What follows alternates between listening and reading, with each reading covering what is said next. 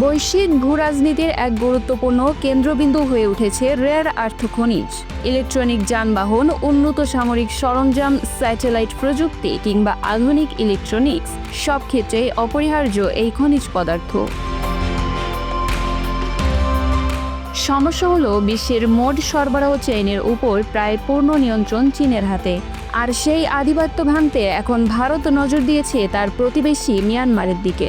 সম্প্রতি জানা গেছে ভারতের খনিজ মন্ত্রণালয়, রাষ্ট্রীয় প্রতিষ্ঠান IREL এবং বেসরকারি কোম্পানি মিড ওয়েস্ট অ্যাডভান্সড ম্যাটেরিয়ালসকে নির্দেশ দিয়েছে মিয়ানমারের উত্তর পূর্বাঞ্চল থেকে রেয়ার আর্থ খনিজের নমুনা সংগ্রহ করতে।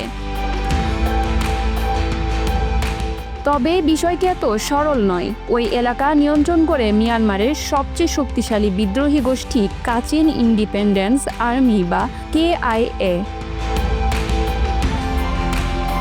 KIA 1961 সালে গঠিত হয় কাচিন জাতিগোষ্ঠীর স্বায়ত্তশাসনের দাবিতে।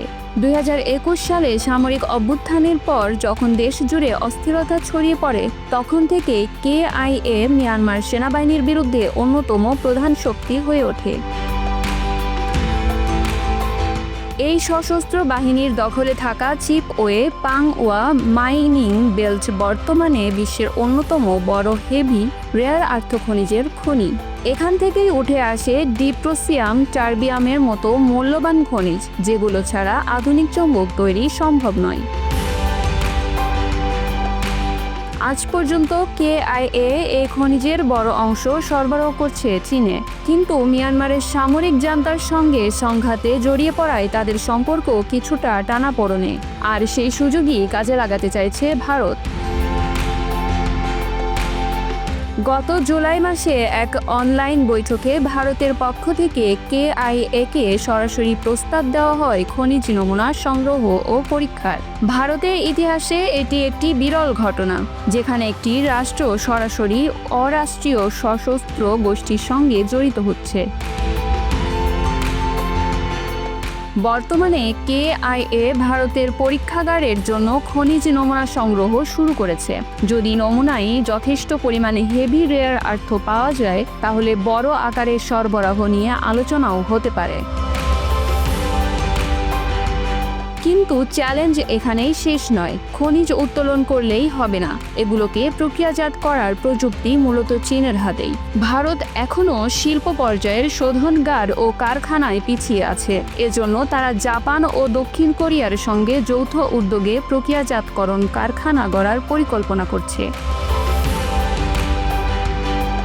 31 আগস্ট প্রধানমন্ত্রী নরেন্দ্র মোদী মিয়ানমারের সেনাপ্রধান মিন অং হ্লাইং এর সঙ্গে বৈঠকে রেয়ার আর্থ বিষয়টি উত্থাপন করেন, যদিও প্রকাশ্যে কোনো চুক্তি হয়নি।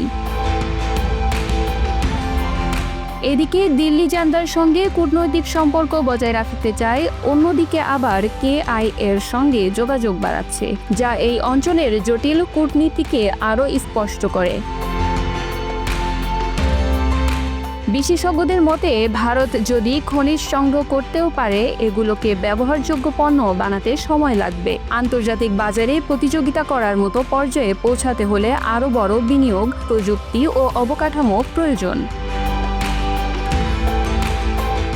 আরেকটি বড় প্রশ্ন হলো লজিস্টিক্স। পাহাড়ি দুর্গম অঞ্চল থেকে বিপুল পরিমাণ খনিজ কিভাবে ভারতে পৌঁছানো যাবে? বর্তমানে এই খনিজ প্রধানত সড়ক পথে চীনে যায়। ভারতকে যদি নিজেদের সরবরাহ চেইন গড়তে হয়, তবে নতুন পরিবহন রুট, নিরাপত্তা এবং অর্থনৈতিক চুক্তি সবই গড়ে তুলতে হবে। চীন এই পরিস্থিতিকে গভীরভাবে পর্যবেক্ষণ করছে। KIA এর সঙ্গে তাদের দীর্ঘদিনের ব্যবসায়িক সম্পর্ক রয়েছে। বেইজিং মনে করে মিয়ানমারের জান্তা হচ্ছে তাদের আঞ্চলিক স্বার্থ রক্ষার মূল ভরসা। তাই KIA এর সঙ্গে ভারতের বাড়তি যোগাযোগ চীনের কাছে অবশ্যই অস্বস্তিকর। Bangla affairs news desk.